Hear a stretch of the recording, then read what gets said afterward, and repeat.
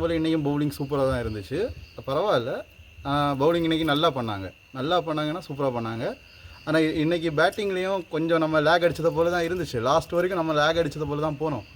ஆனால் இருந்தாலும் இன்றைக்கி டோனியெல்லாம் இன்றைக்கி வந்து 4 4 ஒரு 6 எல்லாம் அடிக்கும் போதெல்லாம் நமக்கெல்லாம் இன்றைக்கி ஒரு தீபாவளி மாதிரி தான். இன்றைக்கி ஜாலியாக என்ஜாய் பண்ணிகிட்டு இருந்தோம். லாஸ்ட் ஓவர் தான் வந்தாங்க, சூப்பராக இருந்தோம். ஆனால் இன்றைக்கி ஃபஸ்ட்டு ரஷீத் அந்த ரஷீத் தானே ஃபஸ்ட்டு இறங்கினது. அவன் சூப்பராக விளையாடினானா. ஆனால் ஃபஸ்ட்டு வந்து 3 ஓவர்லேயே நம்ம தான் பாஸ் ஆக போகிறோன்னு நமக்கே தோண வச்சுட்டான். அதுக்கு அடுத்து தான் கொஞ்சம் லேக் அடித்தது போல் இருந்தது. அதுக்கடுத்து நம்ம சிக்ஸர் துபையும் இன்றைக்கி கொஞ்சம் டல்லாக தான் விளையாடினார். ஆப்வியஸாக அந்த மாதிரி தான் இருந்துச்சு. பரவாயில்ல, இன்றைக்கி நம்ம பாஸ் ஆனதே ரொம்ப ஹாப்பியாக இருக்குது.